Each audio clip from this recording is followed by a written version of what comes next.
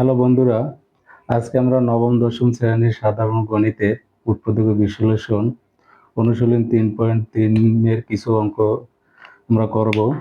এখানে একটা অঙ্ক আছে এ বি গুণ X minus Y minus BC into X minus Y. এখন এইটাকে যদি আমরা উৎপাদকে বিশ্লেষণ করতে যাই, তাহলে এখানে আমরা দেখব যে এখানে ব্র্যাকেটের ভিতরে আছে এক্স মাইনাস ওয়াই, এখানেও ব্র্যাকেটের ভিতরে আছে এক্স মাইনাস ওয়াই। তাহলে আমাদের উৎপাদকে যদি এখানে একই জিনিস এবং এখানে যদি সেম জিনিস থাকে, তাহলে আমরা এই দুইটার একটা কমন নিতে পারি। তাহলে এখানে এক্স মাইনাস ওয়াই আছে দুটো, তাই দুটো একটা আমরা কমন নিই। এক্স মাইনাস ওয়াই যদি আমরা কমন নিই, তাহলে এখানে কি থাকে এ বি মাইনাস বিসি। তাহলে এখানে আমরা লিখতে পারি এ বি মাইনাস বিসি।